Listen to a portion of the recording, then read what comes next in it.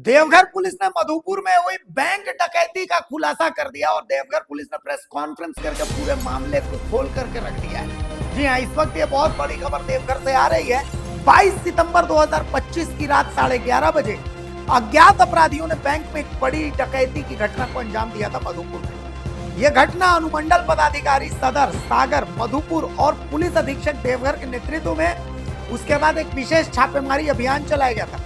इस कांड के उद्भेदन के लिए 4 विशेष टीमों का गठन किया गया था, जिन्होंने झारखंड सहित अन्य राज्यों में लगातार छापेमारी की और पुलिस की इस कार्रवाई में कुल 11 अपराधियों की गिरफ्तारी हुई है। और साथ में पुलिस ने एक नकाब, देसी पिस्टल, एक 7.65 mm की जिंदा गोली, 2 ATM कार्ड, 5,50,000 रुपए नकद, एक 4 पहिया वाहन और 10 मोबाइल फोन बरामद किया है।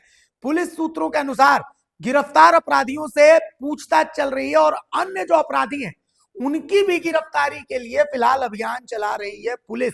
तो इस वक्त देवघर पुलिस की बहुत बड़ी कामयाबी है।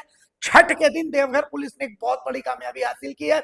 लाखों की डकैती जो है मधुपुर में बैंक में हुई थी और उसका पुलिस ने खुलासा कर दिया है।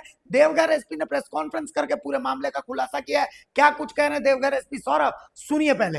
25 को मधुपुर थाना अंतर्गत HDFC बैंक में अज्ञात अपराध कर्मियों द्वारा एक डकैती की घटना कारित की गई।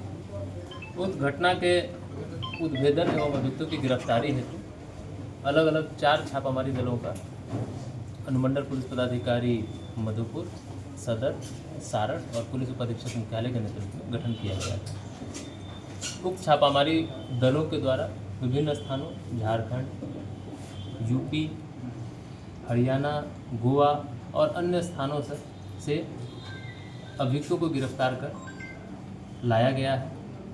इस पूरी घटना में अभी तक कुल 11 अभियुक्तों को गिरफ्तार किया गया है और कई सामान की बरामदगी हुई है, जिसमें घटना में प्रयुक्त किया गया नकाब, देसी पिस्टल 1, जिंदा गोली, करीब 5,50,000 रुपये, एक स्कूडा 4 पहिया वाहन और मोबाइल।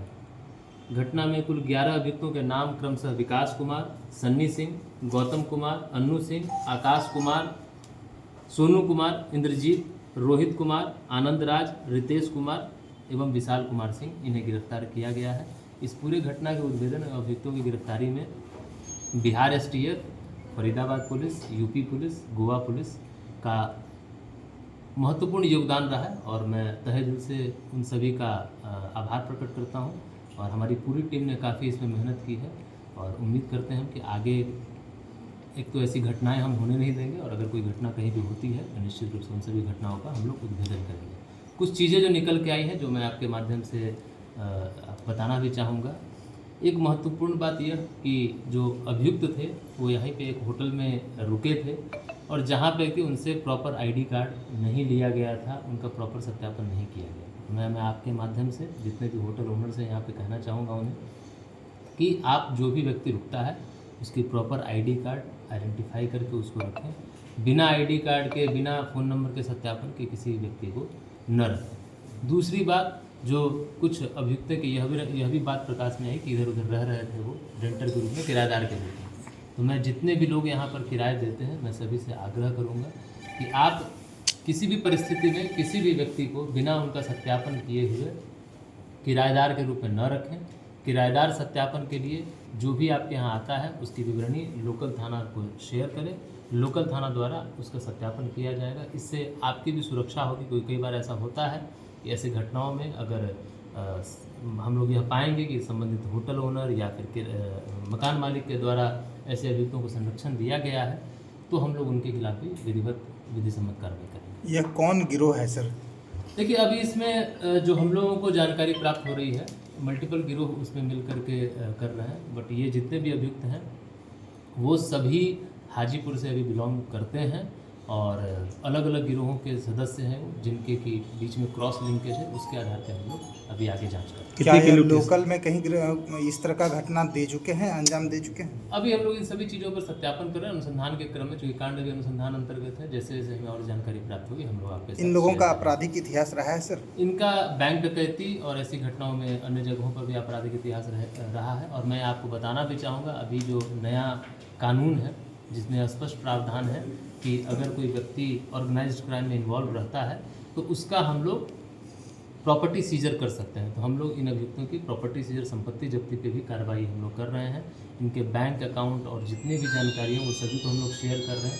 यह भी पाया गया है कई फर्जी सिम इनके पास पाए गए हैं, तो वैसे सभी सिम विक्रेता जिन्होंने कि फर्जी सिम उपलब्ध कराया है उन सभी के विरुद्ध हम लोग कार्रवाई करेंगे, चाहे वो जहाँ पे भी। लोकल व्यक्ति से सिम कार्ड लिया गया था या फिर वो अभी सत्यापन किया जा रहा है। अन्य कई जगहों से सिम लिया गया है, परंतु उसका सत्यापन करके अनुसंधान के क्रम में आगे जानकारी पर बरामदगी में सर क्या क्या सर पाया गया सर? बरामदगी में जैसे एक नकाब जो कि घटना कारित करने के समय पहना गया था अभियुक्त के द्वारा, एक देसी पिस्टल, 2 जिंदा गोली, ATM 2 पीस, करीब 5,50,000 रुपए, एक 4 पहिया वाहन स्कोडा जिसका कि प्रयोग ये लोग अलग अलग जगहों पर घूमने के लिए कर रहे थे, और मोबाइल बरामद किए गए। तो सुन लिया आपने। अब देवघर से हमारे सहयोगी मनोज जुड़े हुए। मनोज, लाखों की ये डकैती, पूरा देवघर जो था वो टेंशन में था कि भाई इतनी बड़ी डकैती मधुपुर में पहली बार हुई थी, लेकिन देवघर पुलिस ने बहुत जल्द इस मामले का खुलासा कर ये दिखा दिया कि अपराधी अगर डाल डाले हैं तो पुलिस पात है। मनोज। हाँ सर, ये बता रहे हैं कि ये बहुत बड़ी डकैती थी मधुपुर के लिए और जिला के लिए भी, क्योंकि सौरभ जो खुद एसपी जो तुरंत ही आए हुए थे, खुद ही वो पोस्ट अपना संभाले हुए थे, और अचानक से ऐसी बड़ी घटना घट जाती है तो कहीं ना कहीं उनके और प्रशासन के ऊपर भी ये एक तरह का चैलेंज होता है। लेकिन उन्होंने बहुत ही हिम्मत दिखाते हुए इस चीज को, और छठ के महापर्व के पहले ही दिन एकदम बहुत बड़ा तोहफा दे दिया है देवघर वासियों को, और उन्होंने देवघर से अलग अलग टीम गठित की, जहाँ पे उनके अधिकार। हेलो जी जी जी बोले। हाँ हाँ, अलग अलग टीम गठित करके सदर, सारण, मधुपुर एवं अधिकारी लोग सब मिल करके अलग अलग जगह पे छापेमारी की गई है। जी चलिए। उसमें उन्होंने 11 अपराधियों को शिकंजे में ले लिया, और भी अभी जांच चल रही है, सर्च किया जा रहा है। और सबसे बड़ी बात है कि वो लोग देवघर में रुके थे डकैती करने से पहले ही, और अभी तक वो होटल का नाम नहीं आया है, लेकिन वो किसी होटल में रुके हुए थे जी, और सही आइडेंटिटी कार्ड नहीं दिए थे जी। अभी भी जिला प्रशासन और भी होटल और सब में चेतावनी दी गई है कि किसी तरह का अगर कोई भी व्यक्ति अगर आपके पास रुकने आता है तो उनका सही आइडेंटिफाई किया जाए, नहीं तो ऐसे में आपके ऊपर भी कार्रवाई की जाएगी। चलिए। और उनके पास और अपराधियों के पास से जो सामान मौजूद हुए हैं, एक नकाब, देसी पिस्टल, 2 जिंदा गोली जी, 2 ATM कार्ड और 5,50,000 रुपए कैश। जी हाँ, और जी, एक 4 पहिया वाहन और 10 मोबाइल। जी जी। चलिए, आप नजर बनाए रखिए मनोज। तो देखिए, देवघर पुलिस की ये बहुत बड़ी कामयाबी है।